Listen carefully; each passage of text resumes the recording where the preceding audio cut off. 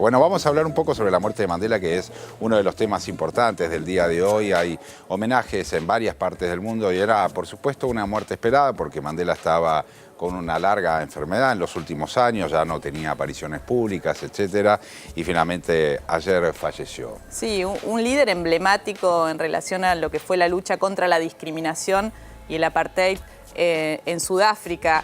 Realmente recorrer la historia de Mandela es como muy emocionante, pensar que pasó 27 años de su vida preso y cuando salió y se convirtió en el primer presidente negro de Sudáfrica, con un espíritu de reconciliación en relación a lo que había sufrido la población negra en ese país. Yo le comentaba hoy a mi hija, cuando leíamos las noticias a la mañana, y le comentaba quién era el personaje, quién era Mandela, qué había pasado y qué pasaba en ese país, y le explicaba, tiene 8 años, así que le decía, mira, las personas negras no podían ir a la escuela, no podían vivir en determinados barrios, y me decía, pero qué estúpidos.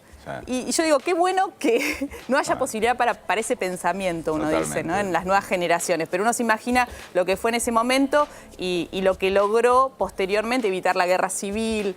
Digo, en ese sentido, uno tiene que rescatar la imagen de Mandela como un grande de la historia de la humanidad. Tenemos este pequeño informe para recordarlo.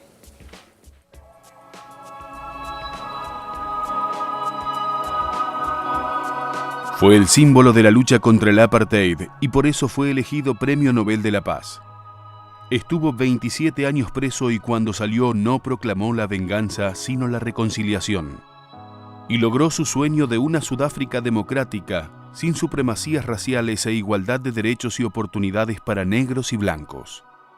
Ayer, a los 95 años, falleció Nelson Mandela, y por eso hoy las banderas de gran parte del mundo flamean a media asta.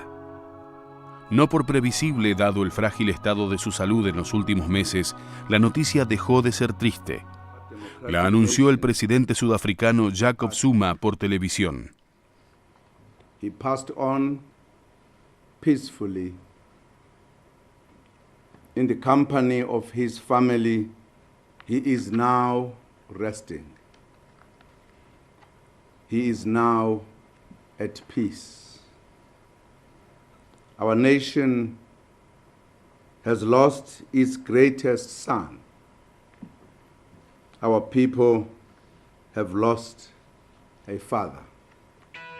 Nacido en 1918 con el nombre de Rolihlahla, hijo de un jefe tribal de la etnia Xhosa, fue el primero de su familia que pudo terminar los estudios. Conoció el racismo en su propio cuerpo, se convirtió en activista político, fue detenido y condenado a cadena perpetua en 1960 y recién fue liberado en 1990.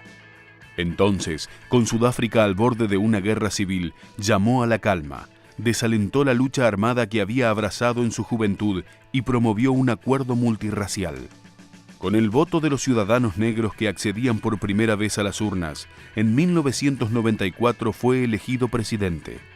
Fue el fin de 46 años de apartheid.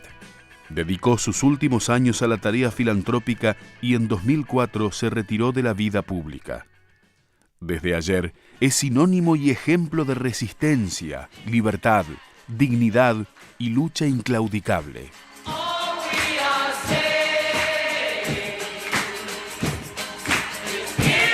Sin duda, uno de los personajes más importantes del siglo XX en la historia de la humanidad, Nelson Mandela, fundamentalmente por haber terminado con uno de los problemas más importantes de discriminación que había en el mundo, que era la famosa ley del apartheid en Sudáfrica. Estaba pensando, Mariana, en la utilización que hace, la astuta utilización que hace del rugby, que es un deporte muy importante en Sudáfrica. Sudáfrica obviamente es una colonia inglesa, funcionó como colonia inglesa durante varios siglos y aprendieron a jugar al rugby, es como el gran deporte. El deporte nacional. Sí, ¿no? y hay una película a propósito de este tema que se llama Invictus.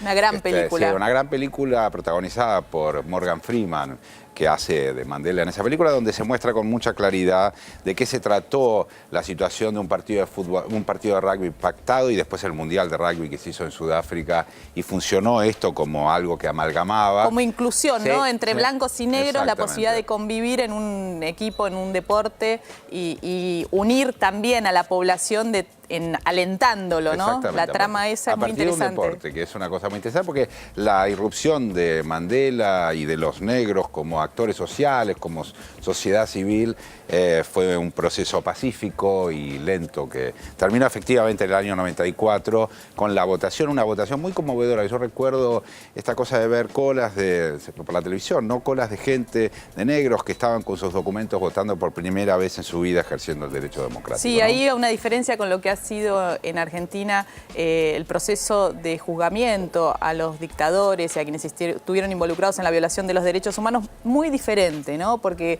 lo que planteó, digamos, el gobierno de Mandela fue crear una comisión, como se creó la CONADE, pero de reconciliación. Ahí quienes contaban y confesaban los delitos que habían cometido eran amnistiados, ¿no? Se conseguía así la amnistía, el perdón, salvo en algunas situaciones en las cuales se consideraba que no tenían el derecho a ese beneficio, con lo cual no hubo un juzgamiento como estamos viendo en el proceso en Argentina en relación a quienes cometieron delitos tan graves, pero decían que fue el camino que ellos encontraron para saber la verdad. Y bueno, cada país decide la forma en que atraviesa estos procesos tan dolorosos que han dejado tantas víctimas, ¿no? Me quedé pensando todavía más en el rugby porque era uno de los deportes sobre los cuales los Springboks, que son la selección de Sudáfrica, es una selección de rugby muy importante, de altísimo nivel, que todos los equipos mundiales querían de alguna manera jugar con ellos, pero